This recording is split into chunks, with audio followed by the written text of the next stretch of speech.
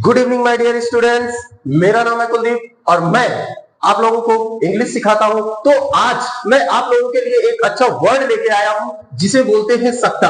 अब क्या होता है, स्टूडेंट्स जो होते हैं सत्ता में बहुत ज्यादा कंफ्यूज रहते हैं कि कब उन्हें सत्ता के लिए कैन लगाना है, कब सत्ता के लिए मे लगाना है, कब सत्ता के लिए माइट लगाना है, कब सत्ता के लिए कुड लगाना है और कब सत्ता के लिए वुड का यूज करना है। तो ये मॉडल वर्क का एक छोटा सा वीडियो है। मैं सारा कंफ्यूजन इस वीडियो में आप लोगों का दूर करने आया हूं। तो आप समझने का प्रयास करो कि सत्ता एक ऐसा वर्ड है जो सबसे ज्यादा कंफ्यूजिंग होता है। तो क्या करते हैं, मैं एक एक वर्ड को समझाने का प्रयास करता हूं और आप समझने का करो। तो एक सबसे पहला वर्ड हमने लिया जिसे कहते हैं मे।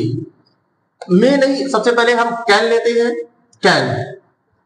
दूसरा वर्ड है हमारा जिसे मे कहते हैं, यह भी सत्ता के लिए यूज होता है। और तीसरा वर्ड है हमारा माइट, यह भी सत्ता के लिए यूज होता है। लेकिन आपको कब कब इनका यूज करना है कायदे से समझने का प्रयास करो। क्या होता है जी, जब कैन सत्ता के भाव में आता है तो ये शो क्या करता है, ये अपना शो करेगा पावर। जब मान लो आपको कैन का यूज कब करना है, जब आपको अपना पावर दिखाना हो, मतलब आपको अपनी शक्ति का प्रदर्शन करना है तब। अगर आपको अपनी एबिलिटी दिखानी है कि भाई आपको अपनी योग्यता दिखानी है ना कि मैं ये कर सकता हूं, मैं वो कर सकता हूं, तो आप किसका यूज करोगे, कैन का यूज करोगे।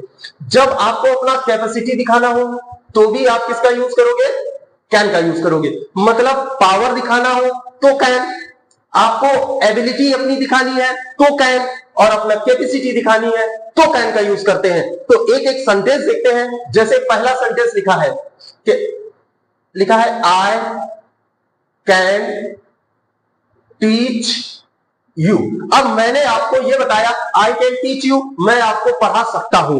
क्लियर। अच्छा, दूसरा सेंटेंस लिखा है कि ही कैन बीट यू।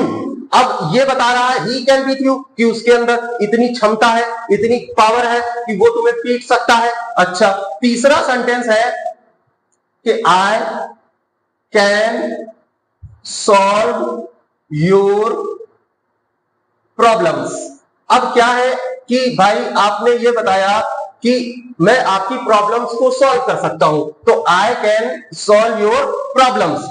तो इसमें क्या है, ये आपका पावर है, कैपेसिटी है, एबिलिटी है। अगर ऐसा बताना है तो आप कैन का यूज करोगे। तो फिर मे का यूज कहां करते हैं, तो मे का यूज हम तब करते हैं जब हमें शो करानी हो पॉसिबिलिटी। अच्छा, तो मे पॉसिबिलिटी शो करता है, तो मे पॉसिबिलिटी शो करता है, तो माइट क्या करता है, तो माइट भी पॉसिबिलिटी के लिए ही आता है। ये भी आप समझो, पॉसिबिलिटी, पॉसिबिलिटी। अब मे भी पॉसिबिलिटी के लिए है और कैन भी, सॉरी, मे भी पॉसिबिलिटी के लिए है और माइट भी पॉसिबिलिटी के लिए। फिर इन दोनों में अंतर क्या रहा, क्या दोनों को एक दूसरे के लिए इस स्थान पर यूज कर सकते, ऐसा नहीं कर सकते। तो बेटा मे का मतलब होता है शायद। अब जब कभी भी कोई कहीं शायद लगा हो, शायद है, तो इसका मतलब हो जाएगा कौन सी पॉसिबिलिटी, लेस पॉसिबिलिटी। ना के बराबर जहां पे पॉसिबिलिटी होगा वहां पर हम मे का यूज करेंगे, और जहां पर मोर पॉसिबिलिटी होगा, मोर कि थोड़ा सा ज्यादा पॉसिबिलिटी है, वहां पर हम किसका यूज करेंगे, मे का करेंगे। जैसे लिखा है ही मे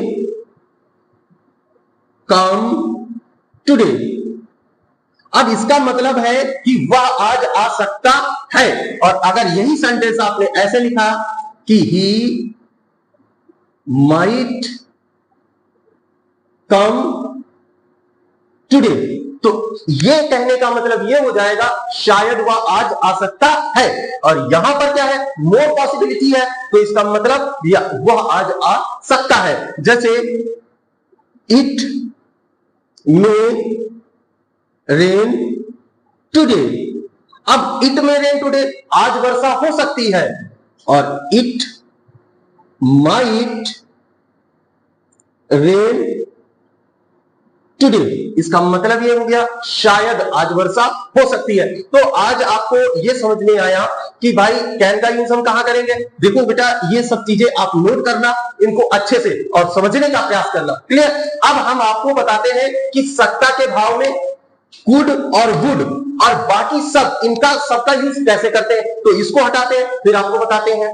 अब आप समझने का प्रयास करें ये कि हम इन सब का अगर हम सत्ता के और भाव में यूज करें तो कैसे करते हैं। तो यहां पर अब एक बात और आपको आगे समझनी होगी कि जो परमिशन है ना, परमिशन, अब परमिशन में भी हम इन सब का यूज करते हैं।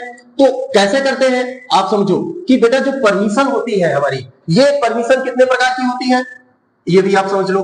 नंबर 1 एक होती है जिसे कहते हैं रफ परमिशन, दूसरी परमिशन होती है जिसे कहते हैं फॉर्मल, और तीसरी परमिशन जो होती है हमारी इसे कहते हैं पोलाइट।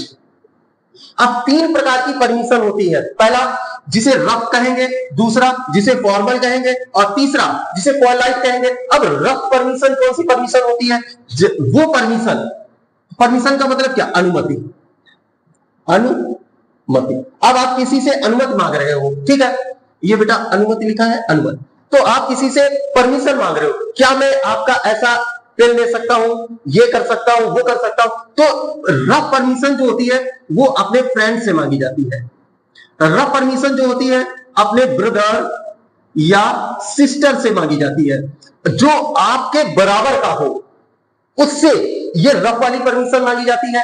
जैसे आप समझने का प्रयास करो, पहला सेंटेंस क्या, कि भाई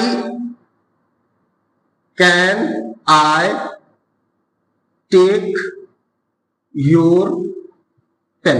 अब आपने अपने भाई से कहा, अपने फ्रेंड से कहा कि can I take your pen.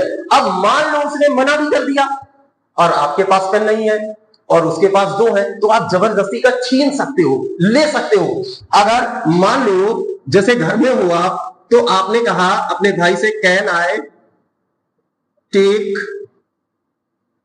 Your tea, क्या मैं तुम्हारी चाय पी सकता हूं, नहीं भी कर दे तब भी उठा के पी जाओ, समझ गए ना। तो भाई बहन में ऐसा चलता है, अपने फ्रेंड के साथ ऐसा चलता है, तो इसे कहते हैं रफ परमिशन। मतलब हां करे तो भी सही और ना करे तो भी सही, समझ गए ना। अच्छा, अगली है फॉर्मल परमिशन। ये कब मांगी जाती है, आपका सर हो या आपका मैम हो या आपका कोई बॉस हो।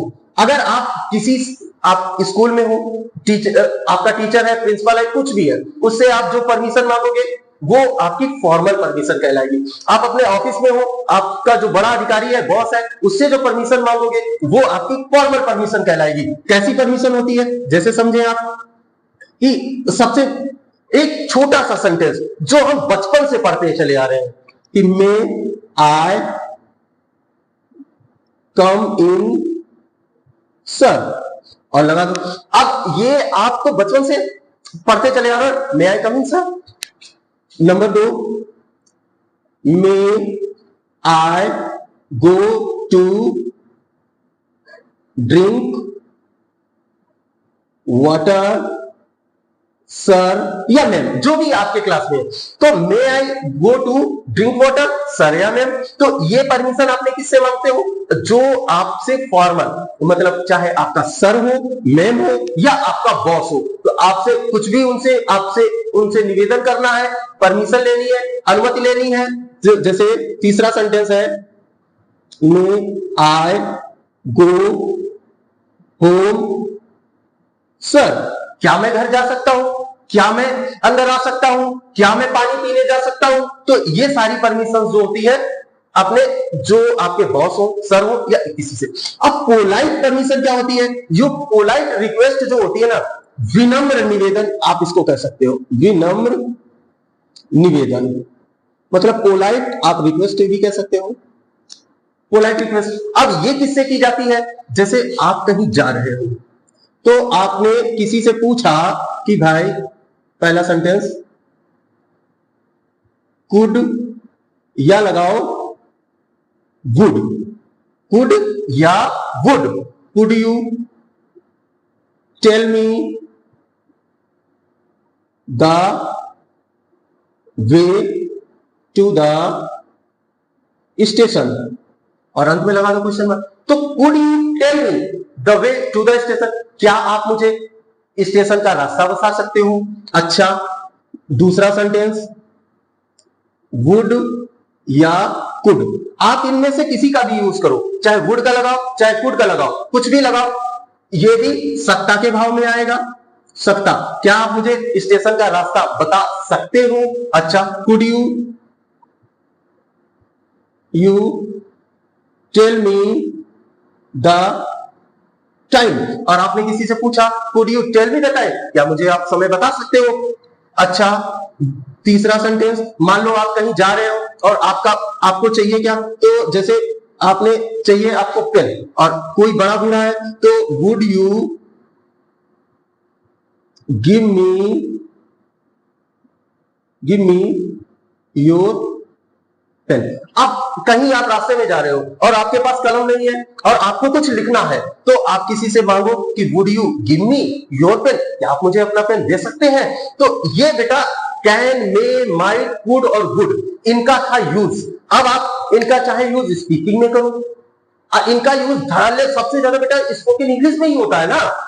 जो डेली लाइफ में हम इंग्लिश बोलते हैं ना, इसमें बहुत सारे, इसमें तो मैक्सिमम, क्योंकि हम घर में तो रहते नहीं ना, बाहर ही रहते हैं अपने फ्रेंड्स के साथ, अपने स्कूल में या अपने ऑफिस में बॉस के साथ, तो इन वर्ड्स का यूज हम सुबह से शाम तक बहुत सारे करते हैं। तो सुबह से शाम तक करते हैं तो इनको इंग्लिश में बोलने का प्रयास करो। अगर हम राइटिंग कर रहे हैं ना, तो राइटिंग में इनका यूज होता है, क्योंकि आप मे की जगह पे अगर कैन लगा दोगे तो भी गलत, क्योंकि हिंदी शब्द सकता, समझ गए ना। तो आप बताओ ये वीडियो आपको कैसा लगा, लिखना मत भूलना। नए आए हैं तो चैनल को सब्सक्राइब करो और वीडियो को लाइक करो और अपने फ्रेंड के पास इसको शेयर करना बिल्कुल मत भूलना। तो मिलते हैं ऐसे ही कुछ कमाल का आप लोगों के लिए लेकर के। तो ये वीडियो देखने के लिए आप लोगों का बहुत बहुत तहे दिल से धन्यवाद।